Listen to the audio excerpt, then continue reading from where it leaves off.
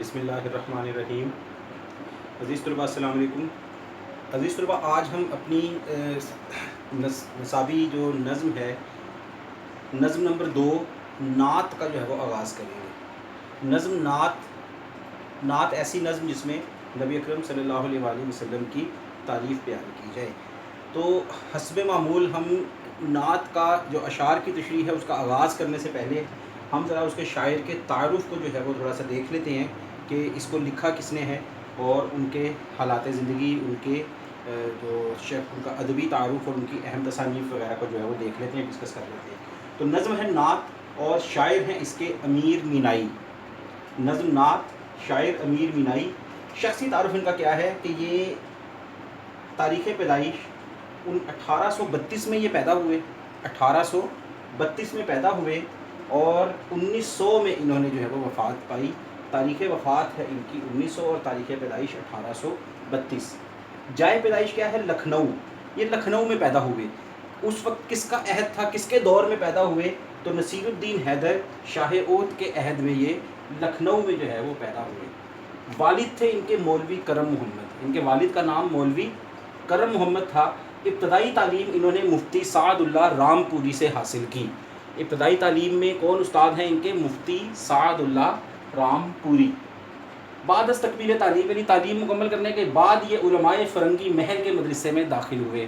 علماء فرنگی محل کے مدرسے میں داخل ہوئے۔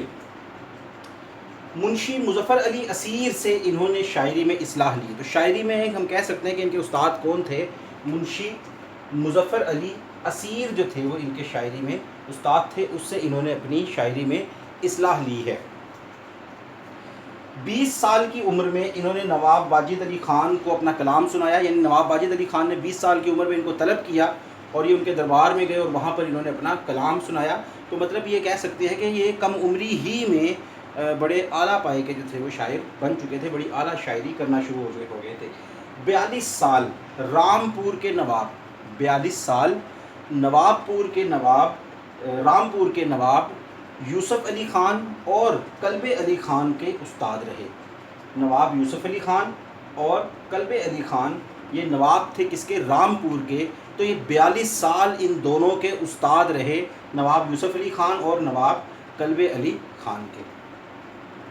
اخیر عمر میں ان کو نواب مرزا خان داغ نے حیدرآباد جو ہے وہ بلوا لیا۔ کس نے؟ نواب مرزا خان داغ نے۔ مرزا خان داغ خود بھی بڑے اعلیٰ پائے کے شاعر ہیں اردو ادب کے، تو علامہ اقبال کے بھی شاعری میں یہ جو ہیں وہ استاد رہے ہیں، ادبی استاد ہیں ان کے۔ تو انہوں نے نواب کس نے؟ مرزا داغ نے ان کو حیدرآباد بلوایا۔ حیدرآباد جب یہ پہنچے تو وہاں پہنچتے ہی کیا ہوئے؟ یہ بیمار ہوئے۔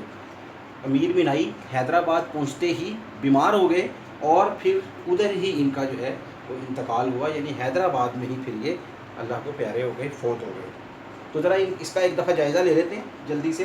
تاریخ پیدائش ہے ان کی 1832، امیر مینائی کی تاریخ پیدائش 1832، تاریخ وفات 1900۔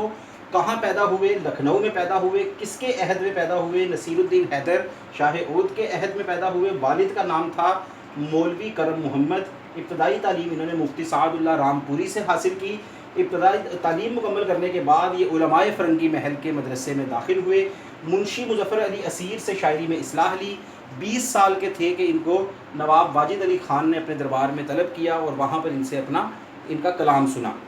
42 سال رامپور کے نواب یوسف علی خان اور کلب علی خان کے استاد رہے۔ 42 سال رامپور کے نواب یوسف علی خان اور کلب علی خان کے استاد رہے۔ آخری عمر میں ان کو مرزا خان داغ نے جو ہے وہ حیدرآباد طلب کیا۔ نواب مرزا خان داغ نے حیدرآباد طلب کیا۔ یہ حیدرآباد پہنچتے ہی بیمار ہوئے اور پھر اسی بیماری کی حالت میں ان کا جو ہے وہ انتقال ہوا۔ ان کا جو ادبی تعارف ہے، یعنی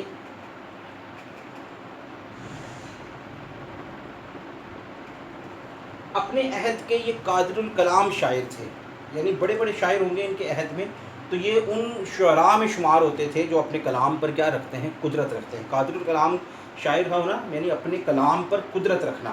تو بڑے اعلیٰ پائے کے شاعر تھے، کلام پر، اپنی شاعری پر بڑی گرفت رکھتے تھے، قدرت رکھتے تھے، مہارت رکھتے تھے۔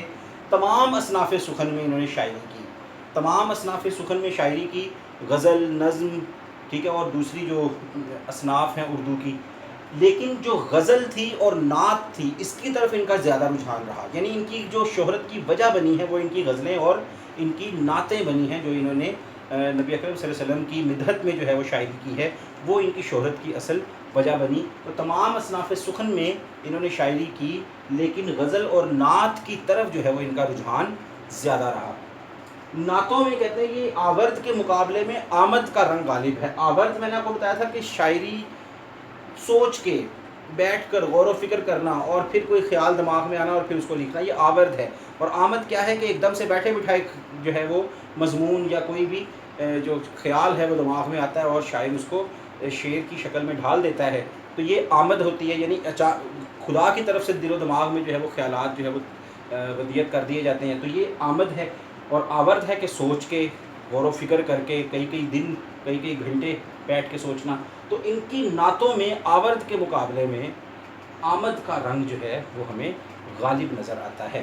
تو یہ ان کے قادر الکلام ہونے کی بھی ایک دلیل ہے کہ کلام پر قدرت رکھتے تھے، جب چاہا تو ہے وہ شعر کہہ دیا، جب چاہا نعت لکھ دی، جب چاہا غزل لکھ دی. مشہور تصانیف میں ان کے 2 عشقیہ دیوان ہیں، یہ باتیں یاد رکھنے والی ہیں. امیر مینائی کے عشقیہ دیوان کتنے ہیں؟ 2 ہیں. نمبر 1 میرات الغیب اور دوسرا ہے صنم خانہ عشق. 2 عشقیہ دیوان لکھے، میرات الغیب اور صنم خانہ عشق. ایک ان کا نعتیہ دیوان ہے جس میں انہوں نے نعتیں لکھی ہیں، نبی اکرم صلی اللہ علیہ وسلم کی تعریف میں جو ہے وہ نظمیں لکھی ہیں. اس کا نام کیا ہے؟ محامد خاتم النبیین. محامد خاتم النبیین. اور یہی ہماری جو سبق کی نعت ہے، یعنی جو ہمارے سلیبس میں دی گئی ہے، وہ اس کا ماخذ بھی یہی ان کا دیوان ہے، نعتیہ دیوان محامد خاتم النبیین. ایک شاعروں کا تذکرہ انہوں نے لکھا ہے. تذکرہ میں نے آپ کو پہلے بھی بتایا کہ جس میں شعراء کے جو ہے وہ آپس کے تعلقات، ان کا اٹھنا بیٹھنا، ان کی زندگی کے جو حالات و واقعات ہیں ان کو لکھا جاتا ہے. جیسے ہم نے ایک تذکرہ پڑھا تھا شاعروں کے لطیفے، تو ایک تذکرہ انہوں نے لکھا، اس کا نام کیا ہے، عنوان کیا ہے؟ انتخاب یادگار. انتخاب یادگار کے عنوان سے امیر مینائی نے شاعروں کا ایک تذکرہ لکھا. ایک ان کا ناتمام لغت ہے. لغت یعنی ڈکشنری اردو کی، اردو کا لغت جو ہے وہ انہوں نے لکھا لیکن وہ ناتمام رہ گیا، اور وہ کس نام سے مشہور ہے؟ امیر اللغات کے نام سے جو ہے وہ یاد کیا جاتا ہے. ناتمام لغت کس نام سے ہے؟ امیر اللغات کے نام سے. تو عزیز طلبہ، یہ شاعر کا جو ہے وہ تعارف تھا. نظم نعت کا ہم آغاز کریں گے انشاءاللہ، اور اس سے پہلے ہم نے شاعر کے تعارف کو جو ہے وہ دیکھا ہے. تو جو اس کی اہم باتیں ہم نے دیکھیں، اس میں پڑھیں، ان کی تاریخ پیدائش، تاریخ وفات، جائے پیدائش، والد کا نام، ابتدائی تعلیم کس سے حاصل کی، شاعری میں کس سے اصلاح لی، کہاں کہاں کا سفر کیا، کس کس کی ملازمت اختیار کی، کب فوت ہوئے، کیسے فوت ہوئے، کہاں فوت ہوئے، ان کی شاعری کی جو خصوصیات ہیں، ادبی ان کا تعارف کیا ہے، ان کی اہم تصانیف کیا ہیں. تو یہ ساری چیزیں عزیز طلبہ آپ کو پتہ ہے کہ MCQs کی شکل میں جو ہے وہ ہم سے پوچھی جا سکتی ہیں، لہذا ان پہ گرفت ہونا جو ہے وہ بڑا ضروری ہے. تو آج جو ہے وہ اس لیکچر میں ہم نے امیر مینائی کے تعارف کو جو ہے وہ پڑھا. آج آپ لوگوں کا کام یہی ہے کہ اس کو اچھے طریقے سے پڑھیں، اس میں دی گئی جو معلومات ہیں ان کو ذہن نشین کریں.